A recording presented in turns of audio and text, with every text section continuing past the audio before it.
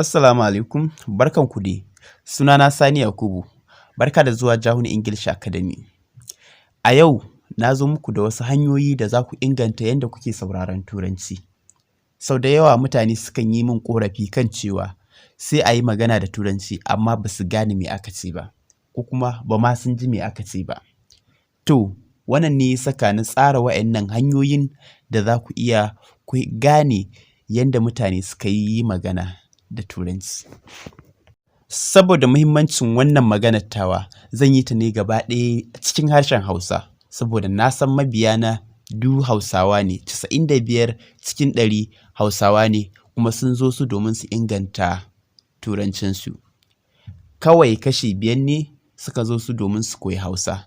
To don haka zan ba da wannan jawabin ne cikin harshen Hausa gaba ɗaya domin ina so a fahimta ne. Amma kafin na ba da waɗannan hanyoyi guda 5 na sirri da za ku inganta yadda kuke sauraron Turanci, zan so a ce kun danna like sannan kun danna subscribe domin samun waɗansu bidiyoyin namu a kan kari.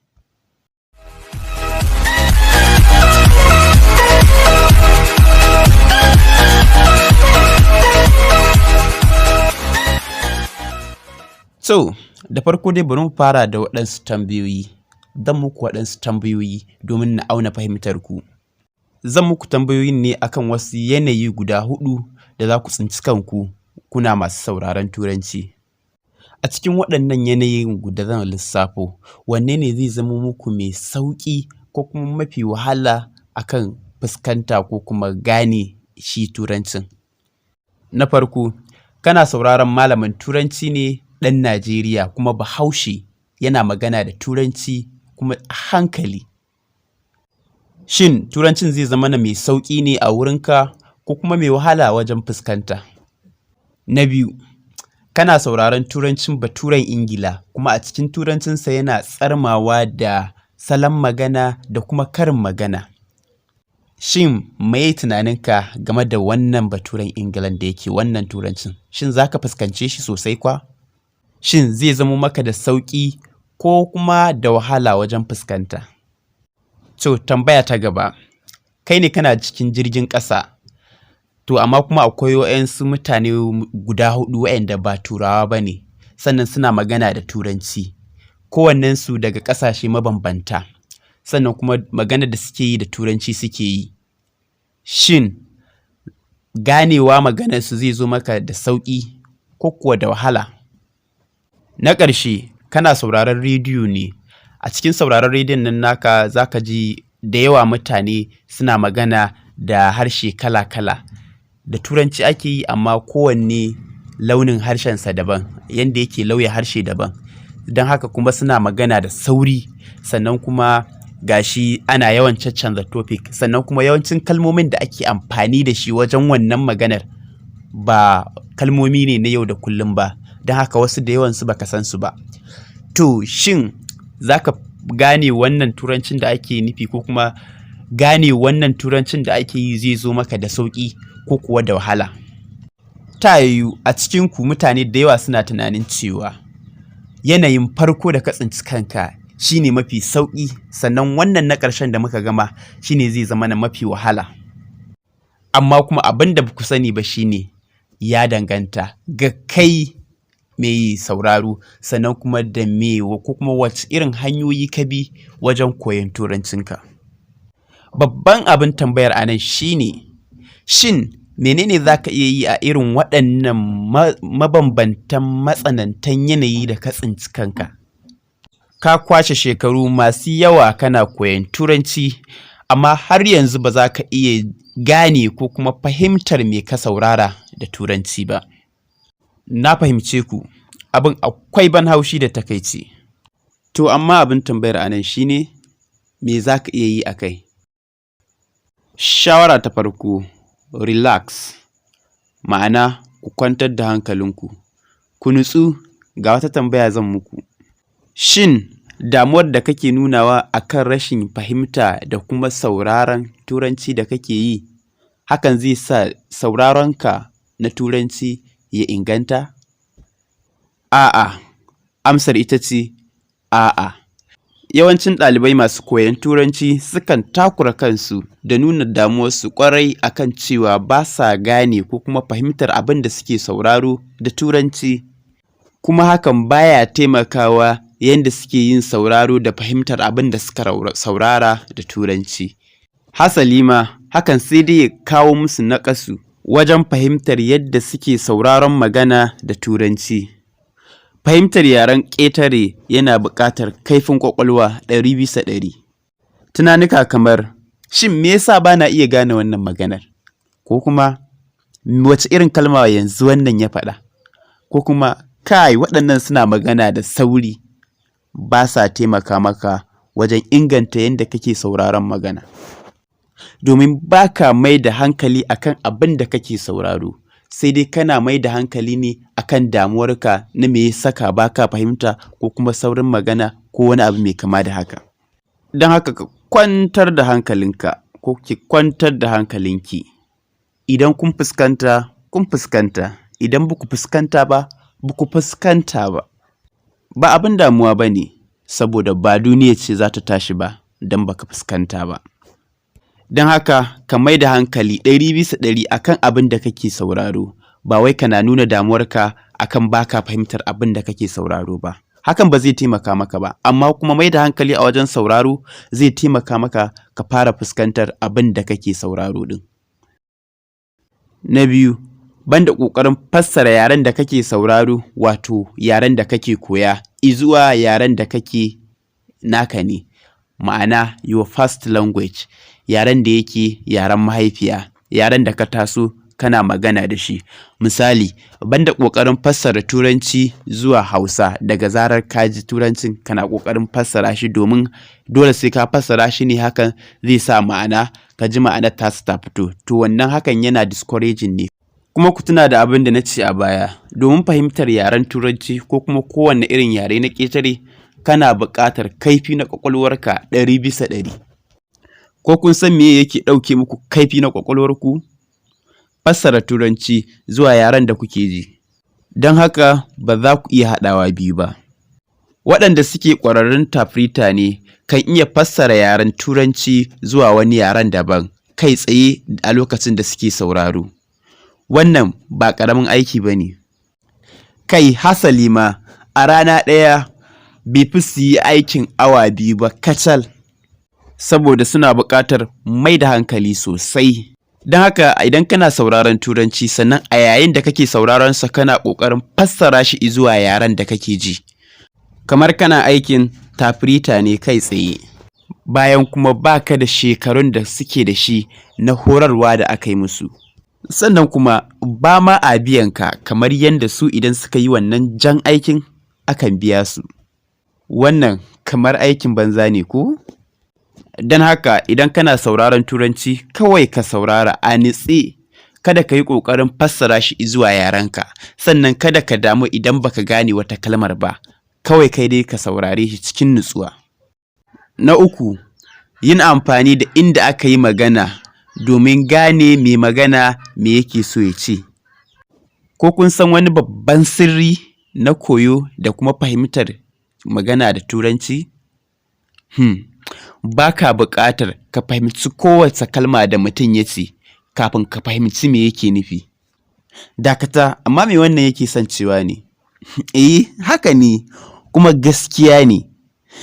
Lokuta da dama ina ganin waɗanda suke koyon Turanci suna mai da hankali akan abin da ba sa fahimta.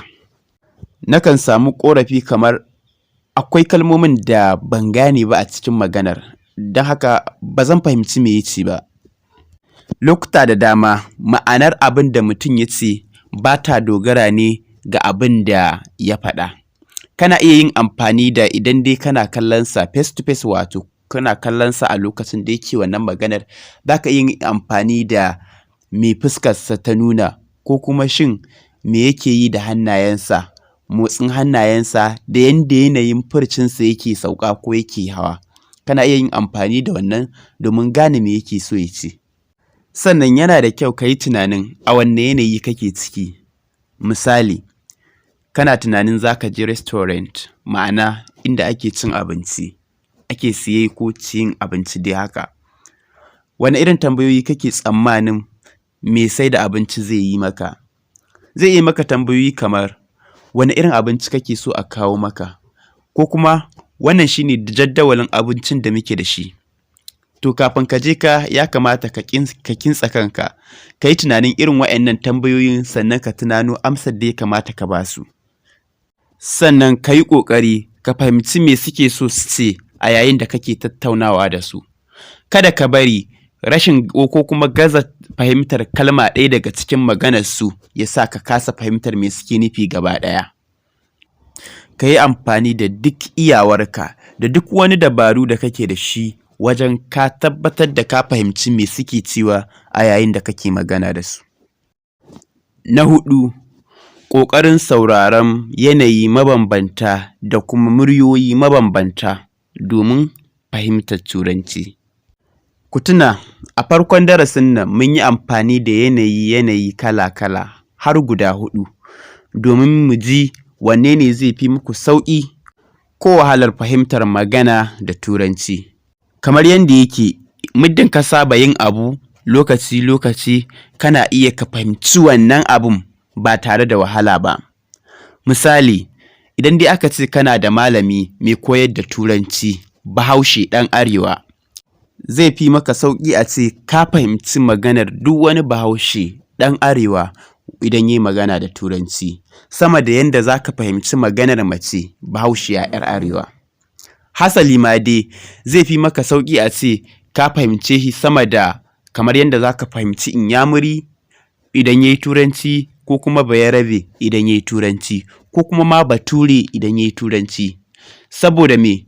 Ko da yaushe kana sauraron Bahaushe ɗan Arewa kuma namiji, amma kuma ba ka sauraron sauran ƙabilu da suke yin magana da Turanci. Don haka shawara kyauta, kada ka taƙaita kanka ga sauraron mutum ɗaya kacal. Ya kamata a ce kana sauraron mutane kala-kala da yare da ƙabilu kala-kala da yare kala-kala domin fuskantar Turanci kala-kala. Idan aka ce kana sauraron mutum ɗaya ne kawai, ko kuma ƙabila ɗaya ne kawai idan sun yi magana da Turanci, kamar kana taƙaita kanka ne ga gane yaren wannan ko kuma Turancin wannan ƙabilar kawai. Don haka a Najeriya, ka saurari Turancin mutane 'yan Arewa da kuma 'yan Kudu. Ka saurari Turanci a ƙasashen duniya, misali a Afirka ka saurari Turancin 'yan Ghana, ka saurari Turancin 'yan South Africa, ka saurari Turancin 'yan Sudan ma, kai ka saurari Turancin 'yan Indiya, 'yan Amerika, 'yan ko'ina ne ka saurara. Ba a iya sauraron muryoyi abin nan ya tsaya ba. Yana da kyau a ce ka haɗa da sauraron abubuwa kala-kala. Misali, akwai karantaccen littafi da ake yi na Turanci, yana da kyau ka saurare shi. Sannan akwai podcast, akwai gidan talabijin da rediyo na Turanci, sannan kuma ga uwa uba bidiyo, kallon bidiyoyi da ake yi. Shi ma yana da kyau sai ka saurare shi da Turanci. Na 5, tsarin yin karatu. Duk waɗannan shawarorin sirrin da muka baku za su taimaka muku wajen inganta yadda kuke sauraro da Turanci. To amma hakan ba zai wadatar ba, ya kamata a ce kun tsara yadda za ku yi karatunku. To, bari mu taimaka muku wajen yadda za ku tsara yadda za ku yi karatunku. Kun shirya? Akwai wasu dokoki guda 2 da ya kamata a ce kun san su. Na farko, kowace rana ka yi wani abu. Kowace rana ka yi wani abu akan koyon Turanci. Na 2, kowace rana ka yi wani abu na daban. Bayan ka yi abin da kake yi regularly na ko da yaushe, to ka yi wani abu wanda yake kuma na daban a kowace rana. To, amma ba ni da lokaci. Ba wai sai ka yi amfani da duk lokacinka na ranar ba. Minti 5, 10 ko 15 ya ishe ka. Kowace rana idan ka ware minti 10 ko 15 ya ishe ka. Kada ka ce za ka ware kamar awa 1. An ce adadin awar da ka ware wajen koyo, adadin abin da za ka samu kenan. Amma kuma kar ka yi abin da ba za ka iya ba. Minti 15 ya isa. To don haka kowace rana aƙalla ka kashe minti 10 ko 15 kana sauraron Turanci. Hakan zai yi matuƙar taimaka maka domin ƙwarancewa da yanda kake sauraro da kuma fahimtar Turancin. To, ɗaya dokar fa, yin abu guda ɗaya haka kawai baya sa ka ƙware ko kuma ka goge a yin wani abu. Ya kamata a ce ka yi abubuwa mabambanta. To don haka idan kana so ka yi wannan abubuwan mabambanta, wannan shi ne yanda kamar zan ce yanda karatunka ko kuma yanda timetable ɗinka ya kamata ya kasance. Misali, ran Litini ka saurari waƙoƙin Turanci guda 2 ko guda 3 a rana, sannan kuma ka saurare su sau 2 ko sau 3. Talata kuma sai ka saurari podcast da muryar Ba'amurke ko kuma Baturen Ingila. Ranar Laraba kuma sai ka saurari gidan talabijin na BBC haka ko kuma gidan rediyo na BBC World Services. Ranar Alhamis kuma sai ka saurari audiobook, wato karantaccen littafi wanda an riga an karanta shi an yi recording ɗinsa, kai kuma naka kawai saurara ne.